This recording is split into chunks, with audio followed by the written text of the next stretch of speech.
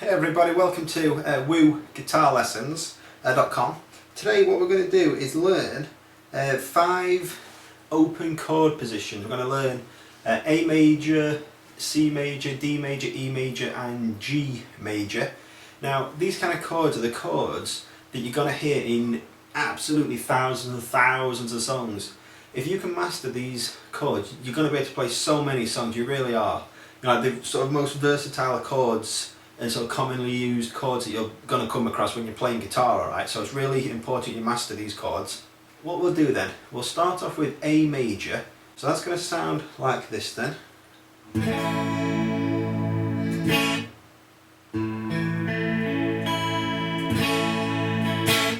Okay, so there's probably 2 different ways to play this.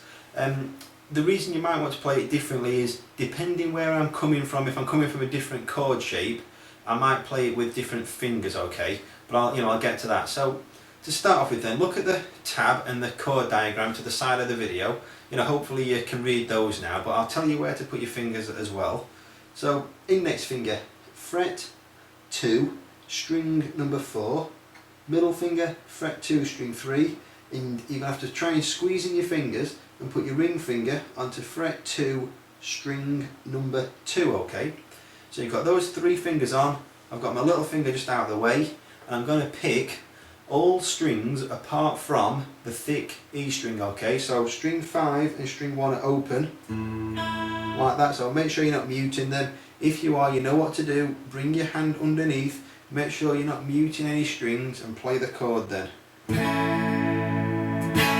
Okay, pick each note.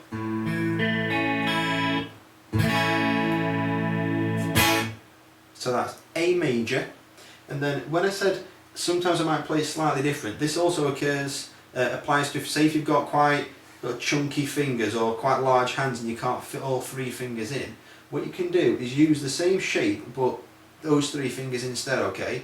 So you've sort of freed up your index finger now, so just hold that out of the way and you'll be using your little finger instead now. So instead of using those fingers you can use those 3 instead. So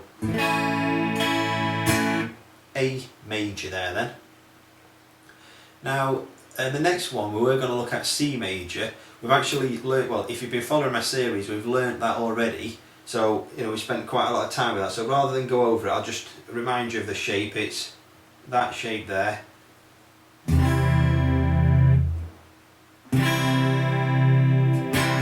Okay, remember we don't play string 6, so that's your C major. D major sounds like this.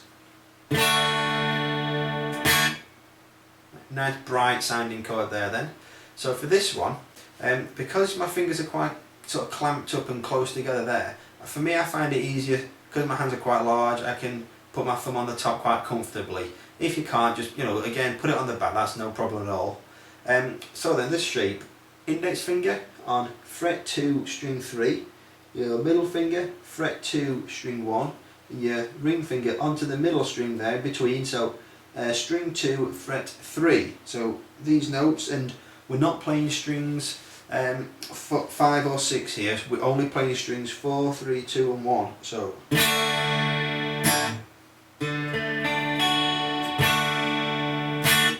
okay, so that's D major there then. Again, because it's quite a small sort of compact cluster of fingers, you might end up muting some strings that you don't want to. So again, take time with putting your fingers on, you know, take them back off, shake them out, put them back on, and just keep repeating that, okay? You know, do that with all these chords. So that's D major. Then E major, we've got this. Okay, so for this one we're going to play all 6 strings for a change, so make sure your thumb's well out of the way. You can put it on the top but don't bend it over, don't touch the string. And to play it then, index finger onto fret 1, string 3, your middle finger, fret 2, string 5, and your ring finger, fret 2, string 4.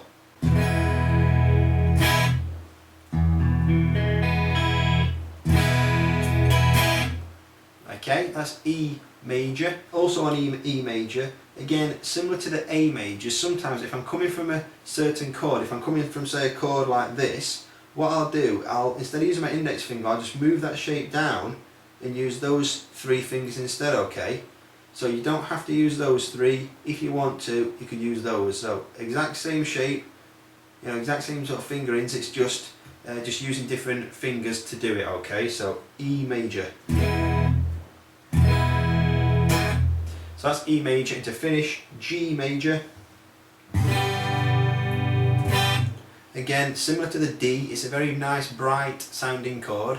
So for this then, index finger onto fret 2 string 5, your middle finger onto fret 3 string 6, and right down at the bottom your ring finger onto fret 3 string 1.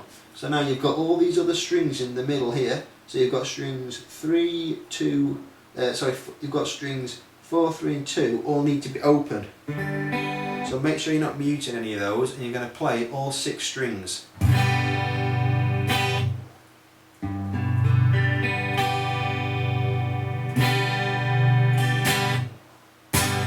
Like that, okay? So that's your G major.